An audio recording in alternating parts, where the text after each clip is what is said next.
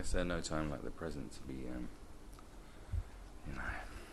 letting it be known that we are all terribly sad about the fact that BuzzFeed UK has now ceased to be. I, for one, am devastated myself. The beginning of the end. You know for a fact all these organisations are going down the toilet. BuzzFeed's going to go, Vice is going to go, Vox is going to go. They're all going to fucking go, man. And,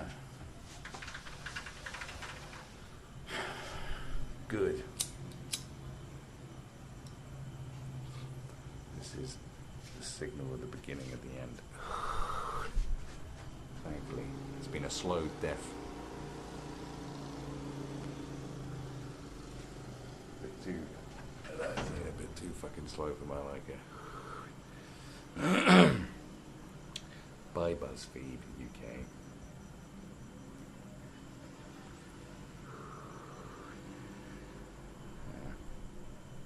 I didn't know BuzzFeed did news for a long time. That's why I used to be quite surprised when people would talk about BuzzFeed or use it as a reference for, this story from BuzzFeed. I just thought it was just lists. That's what I thought. It was just it was the cancerous lists where every numbered list would be another web page, so you'd have a huge click-through rate on their website instead of a list being all on one web page. Every number one was a page, number two was a page, you have to click through, boosting their SEO like fuck. So if they took that to investors, go look at the click-through rate on our website. When you're just trying to look for the number of the list where you saw the photo on the ad or the link, you won't believe number 6, and number 6 was never what you couldn't believe.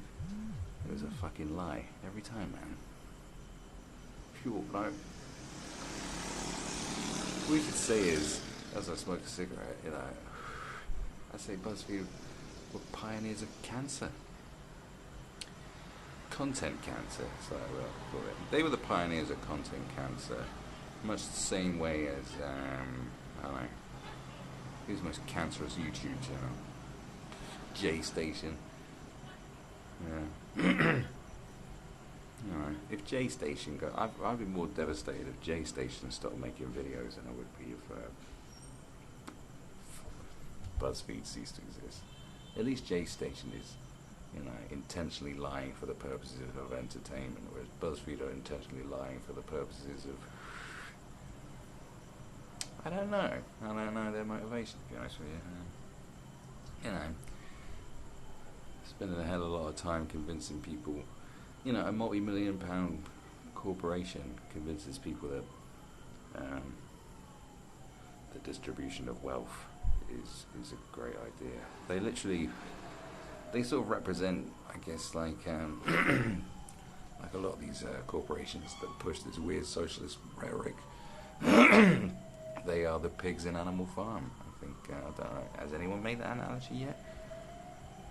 Well, they should have done. Well, I'm making it now. I'm claiming it. It's mine. That's what they are. Alright. Everyone is equal, but some are more equal than others. That's the quote, isn't it? That's it. That's what these news media outlets are. They are the pigs of Animal Farm. All of them. Filthy pigs. Gives pigs a bad name, because pigs are delicious and more cuddly. Probably a downside more intelligent too. There you go, man. What do we do this? R.I.P. BuzzFeed. Get bent and burn in hell.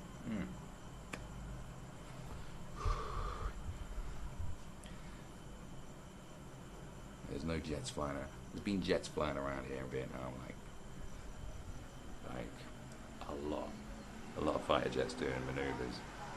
When I used to live in the countryside in the UK, every time, Iran flexed its dick, we lived in an area where there was naval bases, Air Force bases, naval bases, what I'm talking about. And there'd be a lot of jets flying around doing night maneuvers as well, just, they always do that. if they think something possibly might kick off, get people a bit ready. There'll be a lot of jets flying around here. The Chinese are moving into, they're doing a lot of movement in the South China Seas. Oh yeah, they seized the Vietnamese vessel not too long ago, and then they invaded the waters with like some sort of an oil research. I think they're researching oil fields out in the sea. Encroached on Vietnamese territory. That didn't go down too well. There was a lot of protests, anti-Chinese protests, and there's lots of chatter about going into Taiwan as well. So it's interesting. It's getting a little bit. It's not like mega tense, but Vietnam's now on the cusp, I think, of deciding who they should be best pals with. They're having a power deciding competition or exercise. Who should we be friends with? America, because they let in. What do they do? They let in an American. It's a big clary bug. Look at these bugs are so stupid. They just headbutt everything. They let in an American naval ship dock in Da Nang for the first time since the war. As a sort of an extension of goodwill. To build closer ties with the US. China didn't like that either. China weren't too happy about that. They were monitoring that situation heavily. As this American warship pulled up here, there was a lot of American sailors running around, being all sailorish. You know how sailors be. Bunch of salty American sailors running around Da Nang. But decision making time. They've had a weird relationship for a long time. Ever since they had a war. I didn't know they had a war in 1979. Thought they could just march in through the north like some big boys. But they came against mans who've been fighting for 30 years and non-stop, and they sort of came to the conclusion that the Vietnamese were harder. They were harder, yeah. In the whole whose dad's harder argument, I think the Vietnamese won. Their dad was harder. Our dad's harder than yours. So they said. But, then they built relationships up again in the 90s apparently, but recently,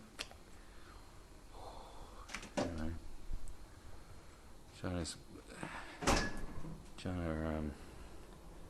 instead of sort of trying to rebuild relations with the world, that has now formed a coalition to fucking launch an inquiry into the coronavirus. You thought they might want to rebuild relations, but instead they've decided to go around and swing their dick in everyone's face.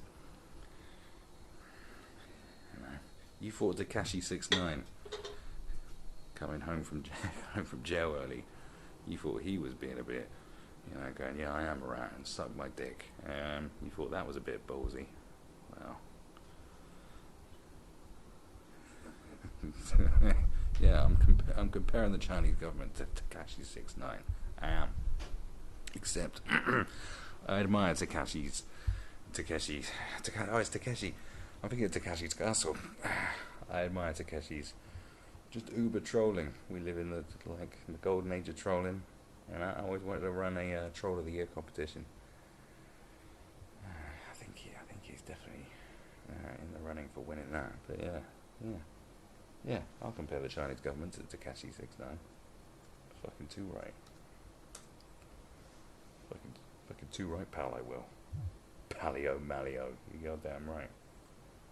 Best fucking recognise what time it is. You know what I'm saying? It's fucking hilarious. I think the whole thing with Takeshi is absolutely hilarious. I really do. Because, let's face it, rap is just the world of plastic gangsterism. Always has been. There's more plastic gangsters who've spit bars than there are any legitimate ones. That's a fucking fact. Do you know what I mean? Like, isn't it time everyone sort of grew up with it and said Snitching's okay.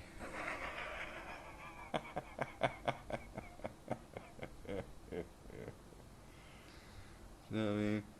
It's with all your favorite rappers and shit. Like so many of them, fucking hell, man. So many of them just end up going back to jail. Or go back to jail, and it just, you know, you get a record deal. You know, oh, I'm famous now, and then you still hang out. You still hang out in the hood, shooting guns at people. Do you know what I mean? It's like, well, it's not very. It's a bit silly, isn't it? I think it's a bit silly. I don't think you're doing yourselves any favour. I think the one thing that really annoys me is now, you know, Snoop Dogg had done a diss track on him. It's like, Snoop's fucking old as shit now, man. Like, in the rap terms as well. Like, you know, rap is one of the youngest, biggest genres. You know what I mean? And hip hop is, and, you know, in rap years are kind of like dog years. You know, you can be very old and still be relatively young. Snoop's old as fuck. You know, he's been out the streets far longer than he's been in them. Do you know what I mean? Isn't it time you sort of let all that shit go? Isn't it time you just went, no, I'm probably a granddad now. He's probably a granddad now. You know, they're going speaking on the code of the streets and shit. It's like, bruv, you're a multi-millionaire who lives in, you know, a mansion now. Stop it. You know, it'd be the same as me banging on about, you know, my years as a cleaner, saying I represent the cleaners out there. You know what I'm saying? You know, constantly wading in on cleaning related things. You know. Do you know what I mean? Attending a cleaning union rally or something. Yeah. I'm a cleaner. I was a cleaner, just like all of you. I'm not like a cleaner, am I? Look at me. I live in a fucking rooftop condo, man. I'm not exactly feeling the same way that the cleaners are feeling, am I? Is this metaphor and is this analogy working for you? It's working for me. It's fine. You know what I mean? I'm not out there. I mean, the code of the streets. Especially you talk about the code of the streets and shit when, let's say, you was in the streets in the early 90s. Well, it's 2020 now, okay? It was 30 years, alright? So, even the code of the streets, everything changes. I don't think the code of the streets is the same as in the 90s. You know what I mean? You got rappers so fucking old going, no, it's fucking the code of the streets. When they were probably out on the streets, it was like the fucking warriors. You know what I mean? And they was in gangs. They weren't in blood gangs with weird tattoos on their faces. You know, they probably dressed up as, you know, as a fruity rollerblading baseball player with a, you know, looking like a Kiss fan. That's what the streets was like when they were youngins. You know, they just used to bop each other. You know, they probably actually said, yeah, we'll meet at 8 o'clock outside this thing, and we'll have a bloody good boffing. We'll bop each other. We'll have a biff boff session. That's what they used to call it. That was fighting was called, wasn't it? Biff boffing. I'm gonna bop you one. Let's go biffing boffing. You know, that's how it was sold in those days. You know what I'm saying? They probably didn't have guns. They had handkerchiefs. You know what I'm saying? They probably jousted each other on the back of warthogs or something. You know what I'm saying? It was a fucking different time. It's like you're talking about. You know what I'm saying? So fucking stupid.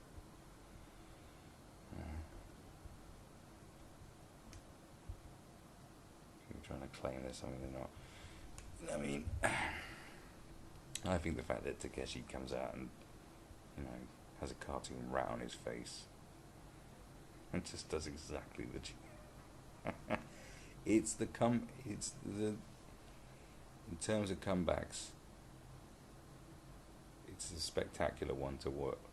Because when I was, you know, during the whole time and all the memes about how much he snitched, you know, he was like, oh, do you want to know who just shot JFK? You know, all the memes that went around. You've seen him.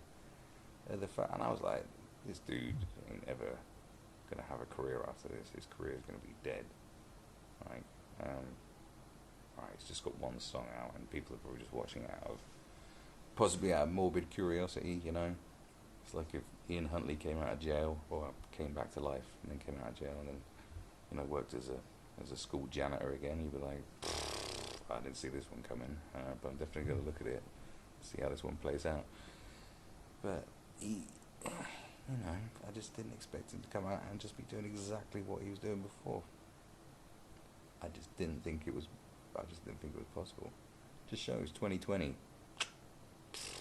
Everything's changed, man. It's a different game out there. The fact that he is, I think he's at number 2 at the moment, or something like that, on the Spotify plays or something. Like, bruv.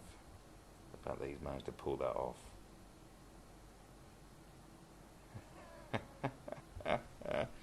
This is the weird thing about, especially the music industry as a whole.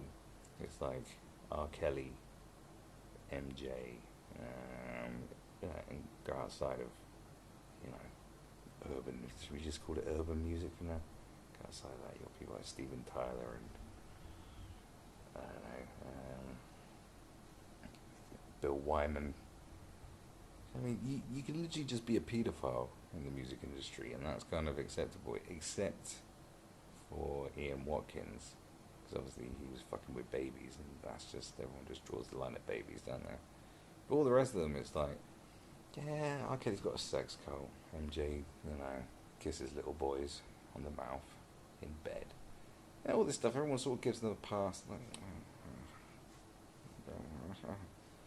but apparently being a snitch, you know, cooperating with the police to put murderers in jail.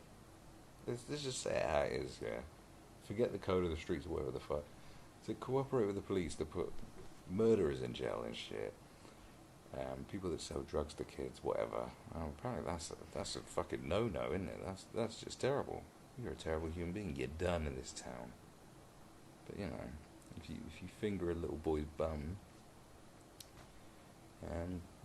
you know, you still manage to get to number 1. They'll still play you on the radio. You know, it's bizarre. You know, if you're a convicted paedophile, you'll be able to go on Hot 97 in the morning and they'll interview you and go, well, you know, we all make mistakes, don't we, bro? Like, yeah, I mean, how many underage girls do you sleep with? About 300. Wow, we all make mistakes. What did you do? I snitched on my neighbour. Did you? Get out of my studio, you scumbag piece of shit. I'm going to throw a brick at you as you walk out the office.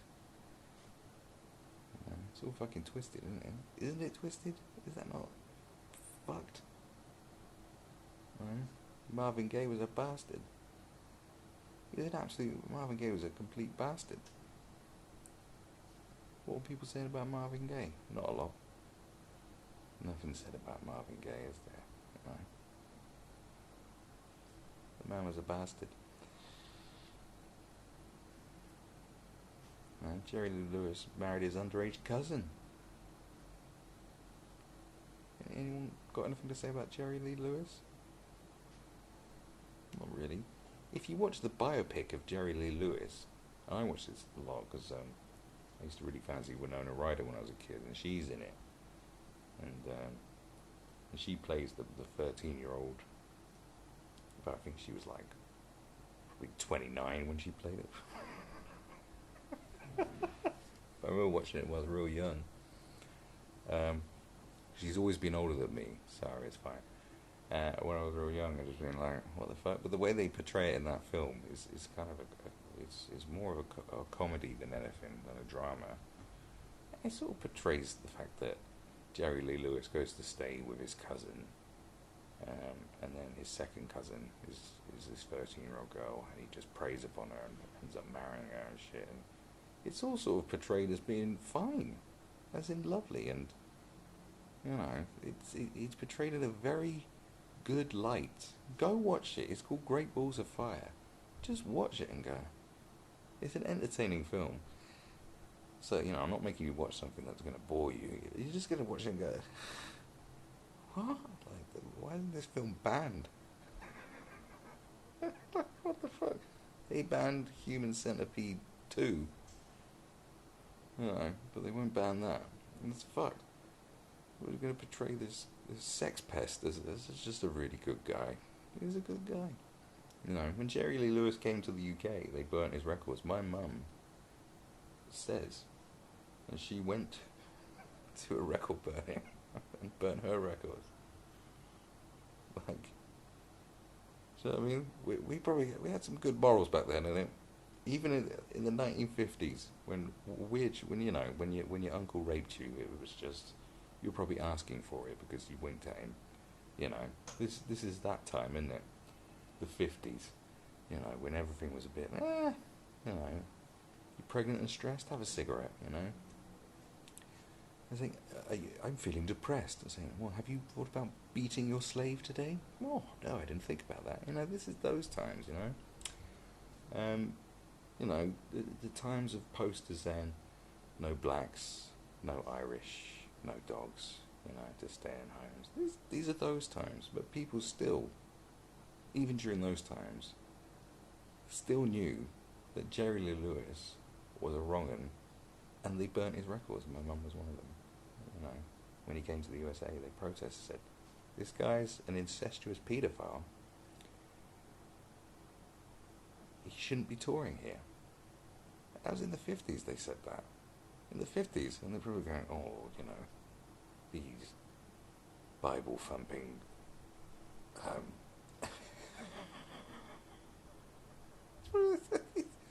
these right wing conservative, what's the word? People that hate fun. The fuck? Like, oh, look at them. Yeah, they're just scared of rock and roll. It's the devil's music. No, we just don't like a man that marries his 13-year-old cousin. We're just not into it. And this is the 50s, and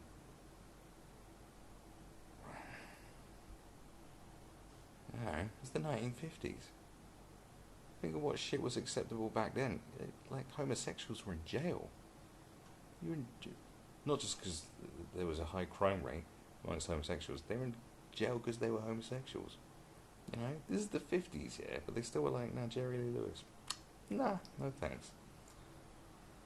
But that's just, like, still totally acceptable that they made a biopic of it in the fucking 90s and said, hey, he was a legend. What the fuck? That's the industry. That's the whole entertainment industry. There are certain things that are perfectly acceptable. It's more acceptable to be a paedophile than it is to be right wing, and probably to be a conservative. You tell me I'm wrong. Look around. Look around it. That's fucking weird, isn't it?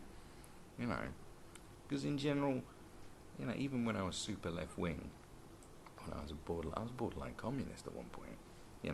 I still knew that paedophiles were bad and conservatives just had a different point of view. I still knew that. But in the entertainment industry, it's like, that's the biggest sin of all. It's like, well, who did you vote for? Right, I see. I see. You voted for George Bush, but he does fuck 12-year-old boys. I don't know. Can I trust this guy?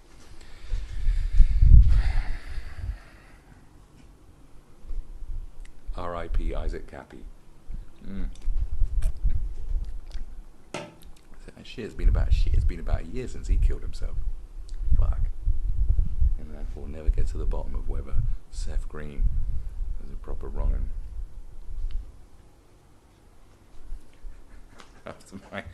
I do remember.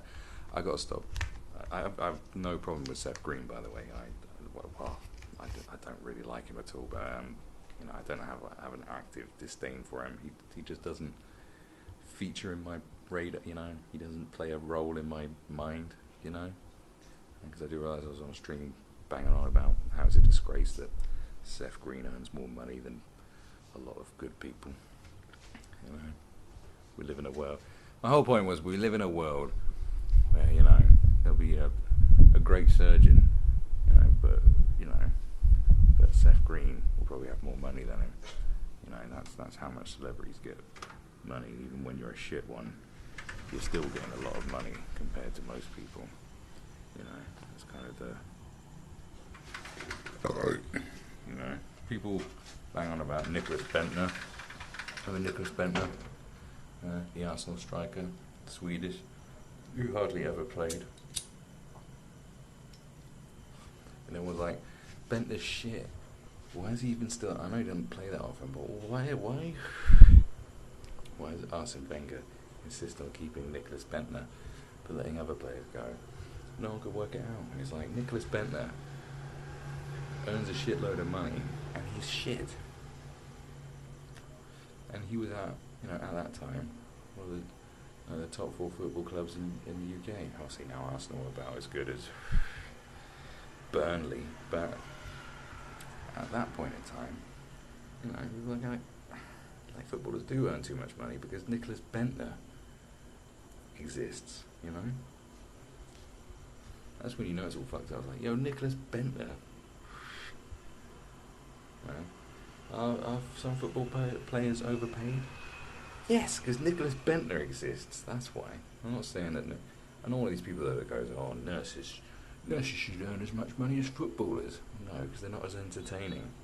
I went to a hospital one time and watched a bunch of nurses work for 90 minutes. No, at one point did I decide, or feel the urge to go, ooh, or cheer, or go foul. It didn't evoke any emotion in me. I didn't find it entertaining. When they stuck an IV drip in someone, I was expecting that rush of when someone scores a goal after 50 minutes of no goals. I didn't get that when I was in a hospital. I didn't experience any of that elation. So, I'd throw the point back that I don't think nurses should earn as much as football players because it's crap entertainment, to be honest with you. It's just not as good. It's not as good as watching a football match. Even watching a 10-year-old Sunday league match for autistic kids is more entertaining than watching nurses.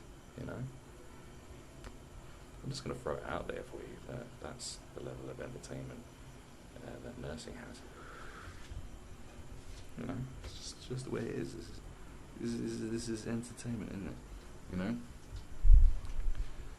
But I do think,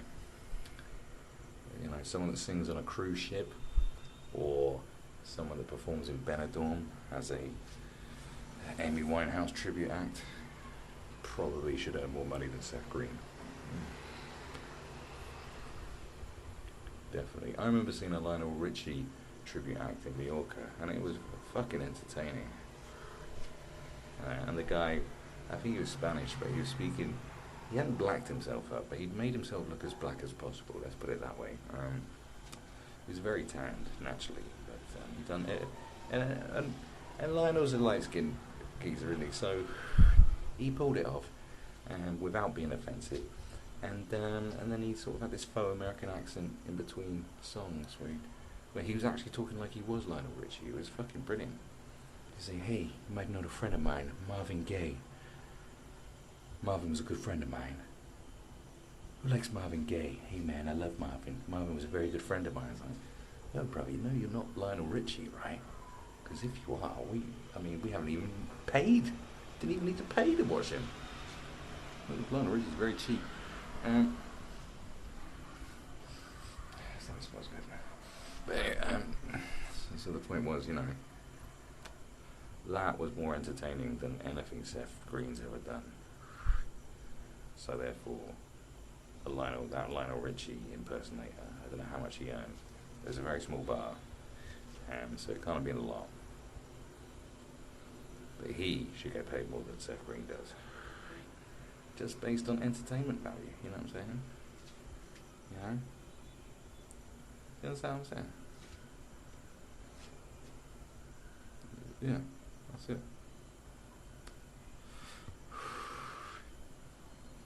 I even know some amateur singers. Well, they are. I guess they are professional because they get paid for it, but they are amateur. I don't know what's the word for it. pub singers and shit. You know, and they're crap. You know, they're actually crap. But I think they're probably more entertaining than Seth Green, without a doubt. And anyway, Seth Green, according to Isaac Cappy, had a secret, child sex dungeon. So fuck him, innit? Even if it is a lie, still fuck him. Who cares? You know what I'm saying? That's my position. That's where I'm standing. I'm gonna hold the line on that one. I mean, I'm not holding the line on that fucking position. Trust me. You know what I'm saying? There's a weird beetle on the curtain. He seems okay. Maybe he's the thing that bites me at night. I don't know. Well, that's a vampire. You never know in these foreign countries, do you? Fucking vampires and werewolves and all kinds of weird shit, you know what I'm saying? But anyway, that's it. I'm done with talking about Seth Green again for this time.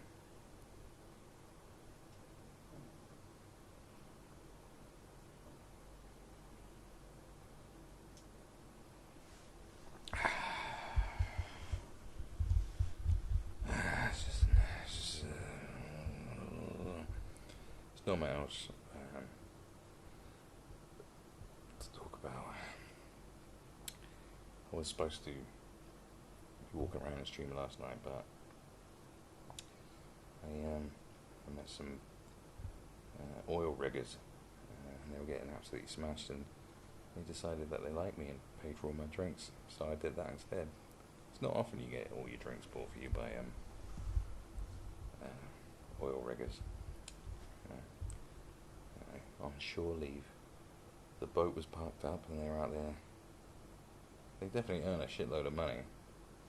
One was Malaysian, one was from Singapore, and one was from Vietnam.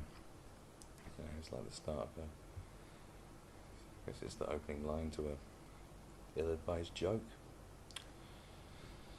They were throwing money around like fucking no one's business. They were out on the town. They were out on the town, man. I mean, they were doing exactly what you expect oil riggers on shore leave to be doing, just buying bottles of whiskey and harassing women, but in a fun way. It did not disappoint. All my preconceptions and prejudgments and presuppositions, whatever you want to say, about drunken oil riggers, well, they were all met last night. I was not disappointed in the slightest. It was fantastic.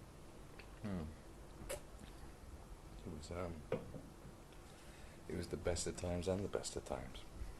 All rolled into one. Although they were in a bar where you could, make requests for music, and they were just playing generic shite.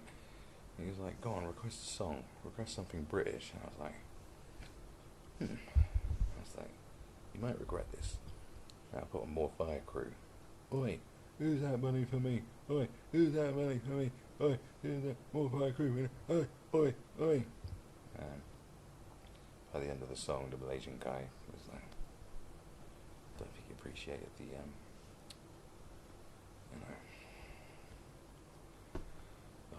the whole Britishness of it, I suppose. Well, everyone's a fucking critic, aren't they? You shouldn't ask me to request a fucking song, should you? You don't like the outcome, that's what I say. You know what I'm saying? So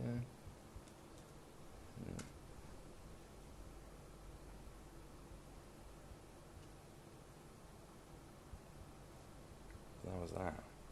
Now you're probably thinking, oh, why don't you stream with the oil riggers? I don't know, 'cause you just don't know how this shit's going to end up. Could have been, it did get a bit fruity actually, but I don't know.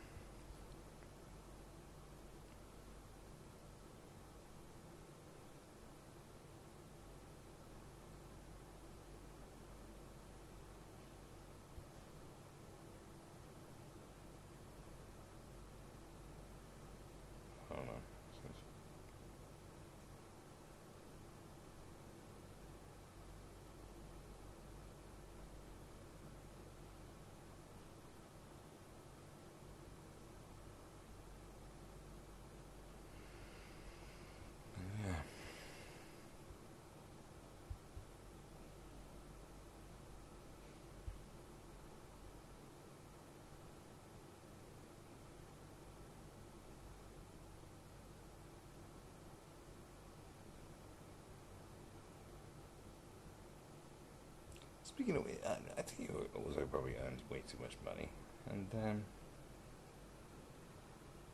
probably James Corden, don't you think? I think he earns too much fucking money.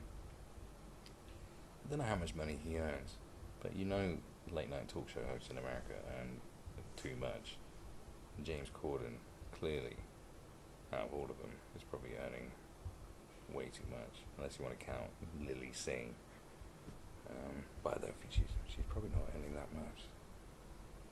And that's probably why they gave her the job in the first place, because, you know, a YouTuber should be grateful to be on television. Right.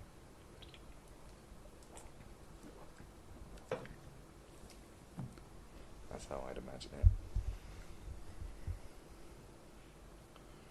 Which does, it still seems, I'm telling you what, that, like, obviously, everyone, I'm talking about thousands of people who've probably made content just on Lily Singh, because they know, because people love to watch videos of people shitting on Lily Singh, because everyone can't fucking stand her, you know.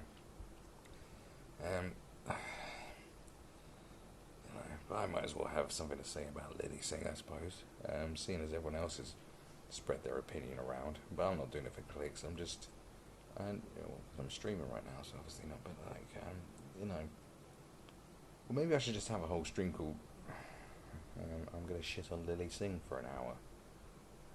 Probably get loads of views. People just love it. They can't get enough of people shitting on Lily Singh.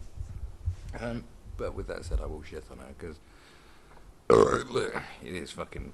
I think it is one of those things where you could just pick any clip from that show and it'd be terrible. From what I can see, it's a weird one. There seems to be. I don't know if because it is all Hollywood, I suppose. The TV industry, movies, you know, it's all in Hollywood. So I guess it's the Hollywood system. Just to give it the proper umbrella term so we understand what we're talking about, we'll call it Hollywood. And that they don't seem to know what they're doing. I think they got this weird idea that they should be doing, they're just doing stuff and rewarding absolute failure. You know what I'm saying? It's very weird. Like with Elizabeth Banks makes a complete Charlie's Angels reboot that no one wanted. Completely bombed, and they rewarded her by giving her an even bigger project to work on, which is very strange when you consider it's just such a weird thing. You look at there's directors out there whose careers have been completely fucked by Hollywood because they, you know, had one bad incident. Richard Stanley, who has finally made a comeback after 20 years. That motherfucker had made a movie for 20 years. He's the guy that made The Colour Out Space that's just come out. Well, came out a few months ago. Yeah, he made a couple of low budget, successful horror movies. Then he went to Hollywood. You know, he's doing the big Hollywood film, Island of Dr. Moreau. He got sacked after 2 weeks, maybe. And then he pretty much blacklisted. His name was Mud. Couldn't make another film after that until very recently. So fair play to him for making a comeback. You know, he didn't even get the film was a flop anyway, but his name wasn't on as director. Then you got Danny Cannon. Anyone remember Danny Cannon? No, you probably won't. Danny Cannon directed. What did Danny Cannon direct? The Young Americans. It was a British film. It was like a gang type thing. Can't remember what it was about. It was quite a violent film. Came out in the 90s. That was his first film. Met some success. You know, some Hollywood producer looked at that and went, he's the guy. He directed the first Judge Dredd film. If you remember, that film wasn't received very well, and it didn't do very well commercially either. Danny Cannon hasn't made a film since. Oh, has he? Danny? I think I looked this up a while ago. I can't remember, but he hasn't done anything. Basically, he could have been, you know, he could have been Christopher Nolan or something. You know, he could have been, but no, one flop, and he was fucked. there are other examples. Josh Trank, although he has got a film that's come out now. Um, you know, with Tom Hardy playing Al Capone. I think it's called Capone actually, which is clearly just another example of Tom Hardy just loves overacting. That's all he can do. Is just act too much. But that Fantastic Four film was a diabolical mess. He was almost done, but he's somehow he's managed to pull it off. Then there's the guy, I can't remember the guy's name, was the guy that directed The Lives of Others. That very well received, critically acclaimed, quite successful German film about the East German secret police. You know, The Lives of Others. He came to Hollywood. What did he do? He made The Tourist with Johnny Depp. Complete flop, complete failure. He's done. His career's done. And the guy that made Donnie Darko could never quite follow up that success after he made that film The Box or something. Failure. What I'm saying is there's a lot of people who sort of have, you know, get given a big Hollywood project. It fails. They're done. But Elizabeth Banks has been rewarded for that failure. The same way as like Lily Singh, it's like, it's clearly shit. The show's shit. It's not done well. They still give her a second series. It's in Hollywood, and especially in television, like they'll pull in America, they'll pull TV shows after like it will run for 5 episodes, and they'll just pull it from the air and replace it with something else. That never happens in the UK. They make it. If it doesn't do well, they'll still play it out until the last episode. Possibly because in America they have, you know, sitcoms run for like 24 episodes or something ridiculous, whereas in the UK it'd be like 6 to 10. So I guess it's a different game, I suppose. But the fact is, they'll pull a show, you know, they'll just take it off the air and go, no, that's not working, fuck them. But they didn't do that with her. And they give her another series. It's like they don't know what they're doing, and then when it's failing, they'll just keep doing stuff that fails, as if that's what they should be. It's very bizarre, especially for, you know, an industry that doesn't make anything of artistic merit anymore. So it's clearly everything is created with the ambitions of dollars. You know, they don't want to win awards. They don't want to win acclaim. They just want to win your money out your pocket. And yet, they still keep promoting failure. It's just very bizarre because of what it ticks. It ticks these boxes that they think need to be ticking, or they think, or they've constantly been sold this data that says, no, this is what people want. Or they just look at Twitter and they think that's how everyone thinks, even though they can look at the numbers that says, no, this isn't doing very well. It says, well, Twitter likes it. So, well, that doesn't really represent everything. I don't know what it is. You know? What I do know is that I mean, Elizabeth Banks has probably sucked someone's dick or something at least, you know, or something. But she's in the, no, I'm just joking. But she's in the industry, right? She's part of the machine. She's been around for a long time. You know, she hasn't really made a massive splash in the industry, but she's in the industry. You know what I'm saying? So they would pick her because she's in it. Now, Lily Singh ain't in the industry. So for them to even pick her in the first place to have a late night talk show always seemed a bit fucking weird. But then I guess no one knew who James Corden was in America, and then he got a show. So maybe they looked at that and went, well, that'll work. Let's get this bird. At least she's got our silly accent. But James Corden isn't a comedian, but he is an actor, and he did write or co-wrote Gavin and Stacey. I would put it out to the jury that he didn't write the funny bits. Well, he may have written a couple of funny bits, and he had a sketch show. It wasn't very good, as people have probably chosen to forget, but it wasn't very good. But he could still do stuff in it, you know. So he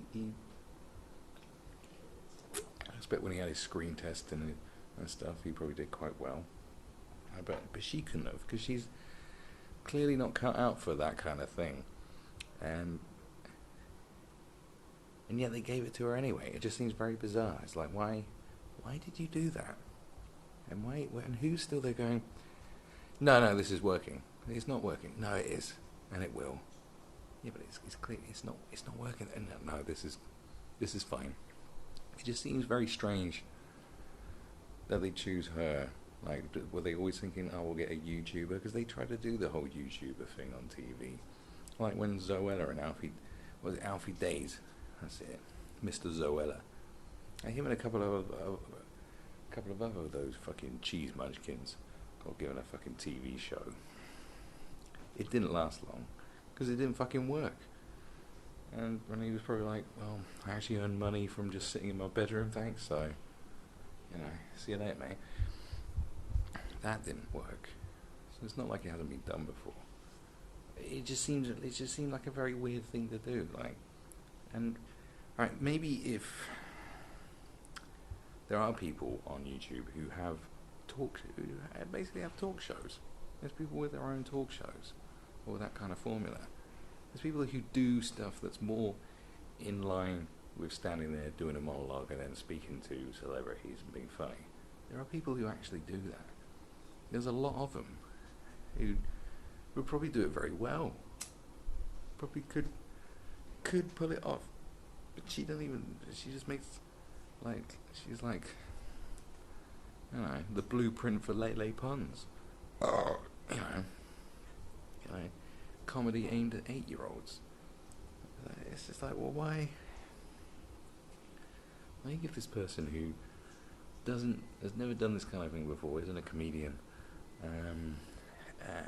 what you want their audience, and who's their audience? Is 8-year-olds. Well, 8-year-olds aren't up at 1 in the morning, are they? Unless they got very bad parents.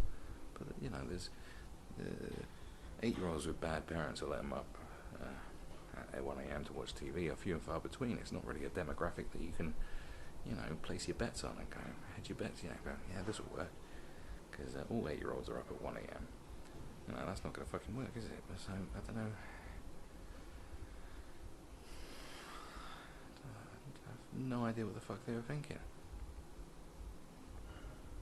It just constantly seems to be a system and a bunch of people who are making very bizarre decisions based on, I don't know.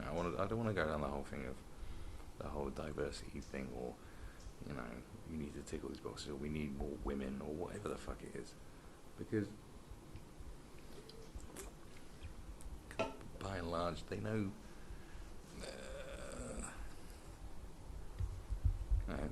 they'll insidious. Do you know? I don't know. It was a fucking weird decision, and it hasn't worked, and yet again, failure has been rewarded. The lesson that they're trying to teach people is success is meaningless. I don't know. Especially when you're a self-made person and you made yourself on YouTube, from nothing to, being a millionaire just through creating your own content, your own way, doing it yourself, right? It is an achievement, okay? So if you were taking that mindset and your content was the content that she's doing on television and it's failing, then you're not successful, because you're not going to make money, because no one's going to watch your shit, are they? You're going to lose subscribers, and you're not going to gain any subscribers. You're not going to gain views, because people can go, this is shit. So it won't work out for you. But on television, you're just given a wage, and it's like, this is successful, but it's not. And I guess all the revenue comes from advertising space.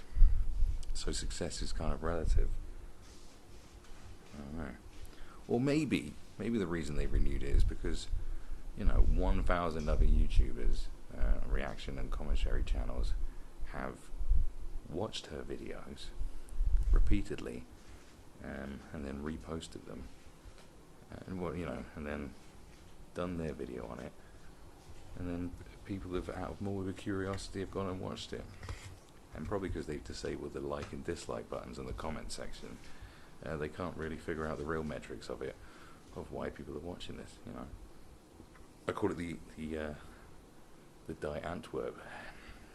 No, Die Antwerp. I'm getting two things confused. That's a town in Belgium. Die Antwerp.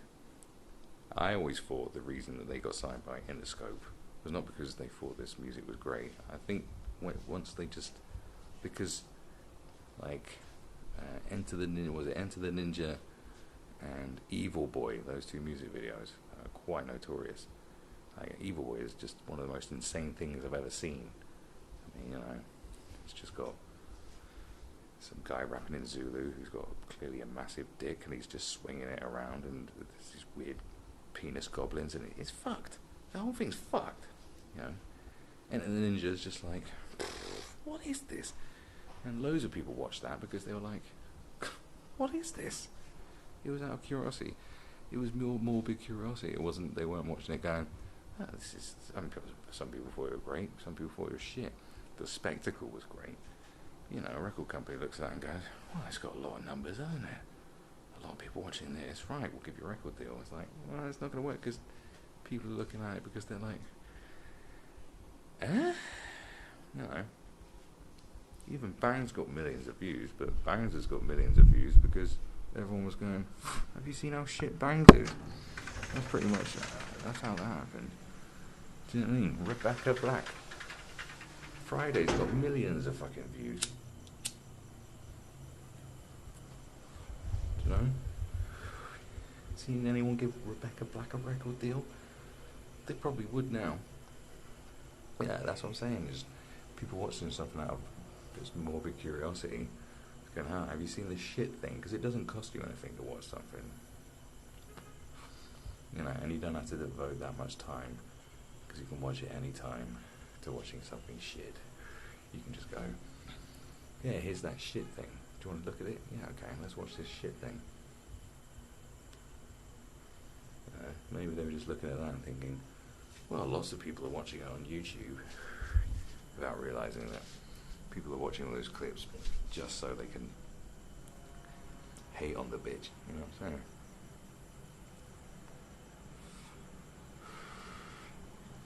You know, like Katie Hopkins. A lot of people don't like Katie Hopkins. And everyone gets wound up about Katie Hopkins. Katie Hopkins is like an OG troll in this game. She figured out that you can actually just wind people up on Twitter and, you know, carve out a name for yourself. She realised that more people would respond to her tweets than give her fucking traction from just being outraged by what she said.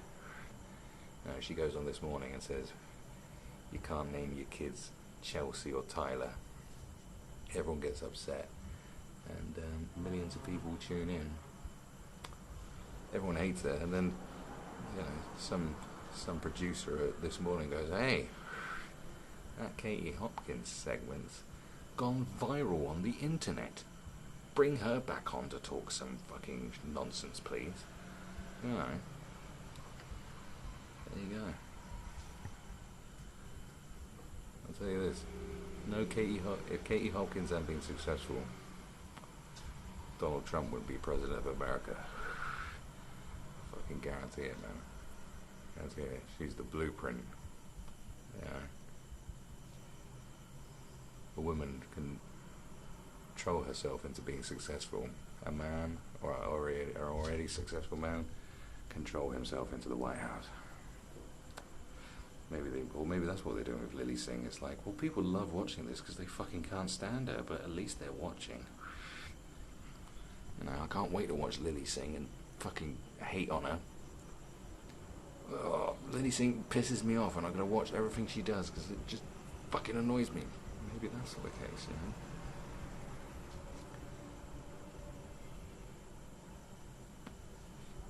It's like Onision.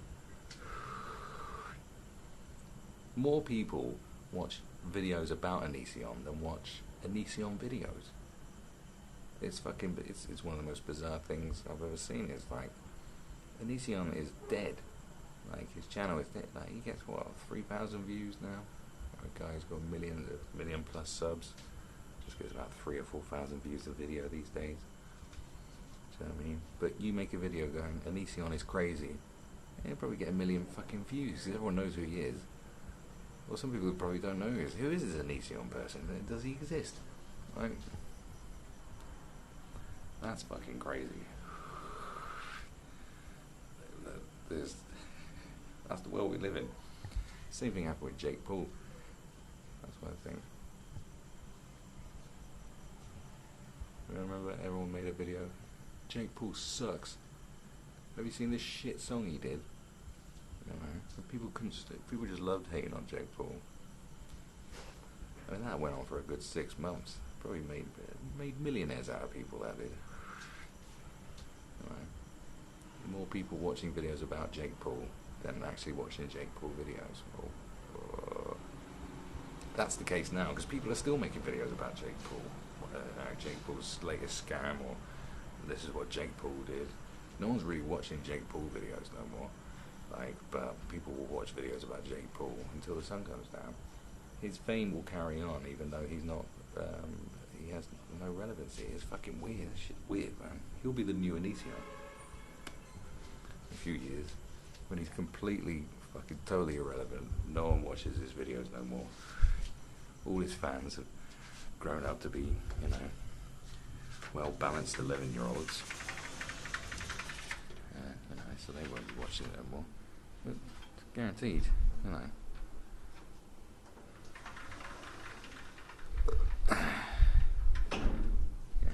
Guaranteed someone they constantly making Jake Paul videos going, hey, look at Jake Paul. Seen what he's done this week? Well, no one's seen it.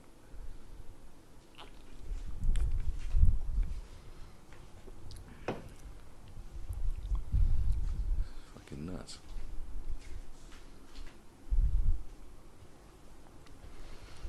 I think they'll be making videos about Onision even when he's dead. They'll be shitting on him and he'll be dead. Yeah, probably kill himself and then still make fucking videos. Oh, Onision killed himself for clout.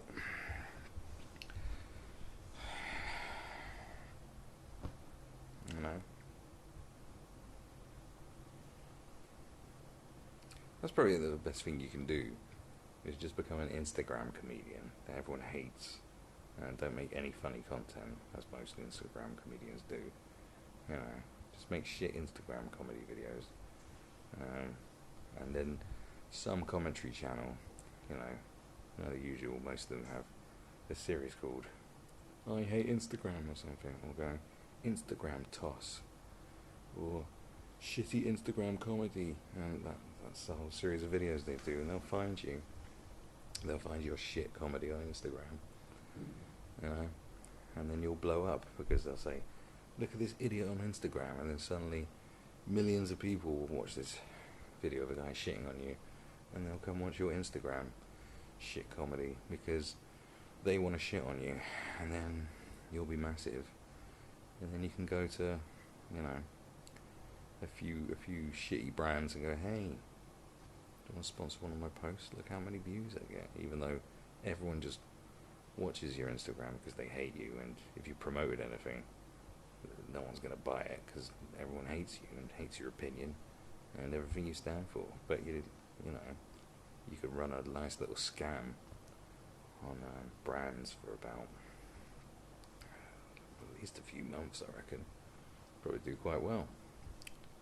Yeah, maybe I'll do that. You know, just make those comedy videos that don't make any sense. There's no punchline. I'll just shout and stuff and have a catchphrase like, in the shits. Like,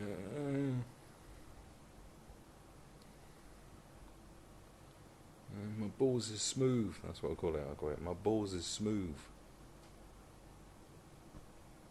That's it. In every video I'll just go, yo, my balls is smooth.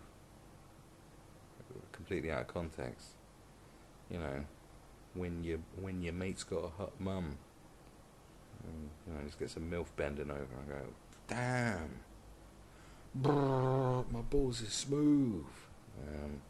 And that'll be it. That'll be my catchphrase. It'll make no sense, but, you know, fucking Leon Lush will watch it and make a reaction video to it, and then I'll be fucking famous. So, watch this space. Yeah, I'll do 10 videos a day on Instagram. So, yeah, my balls are smooth though. Yeah, my fucking catchphrase. I'll be a catchphrase guy. I'll sell 10,000 t-shirts in a week saying my balls are smooth. That's easily done.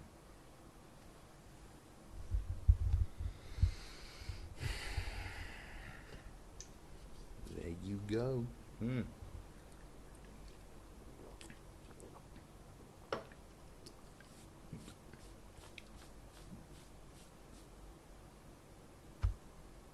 Really, it's just a piece of piss, isn't it? Anyway,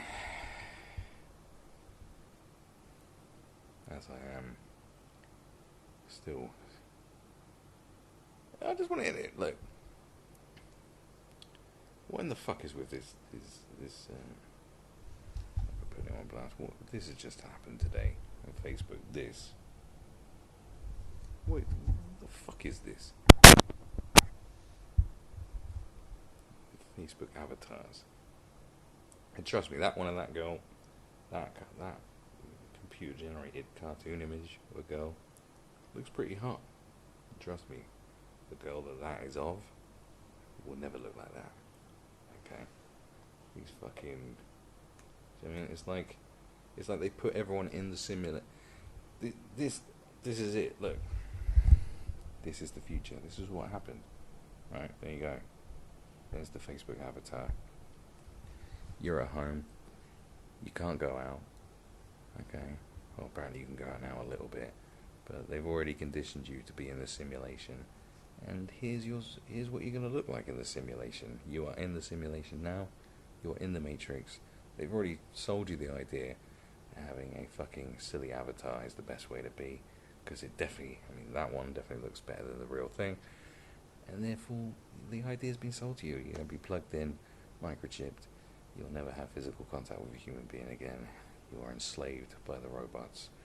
And they eventually, you know, the deal closer was looking like a silly cartoon fuck on the internet. That's how they sold it to you. So, congratulations. Anyway, I will wave down. It's amazing I've made it this far. I'll see you Wednesday for some rip tickling humdingers. That's what I'm calling it, rip tickling.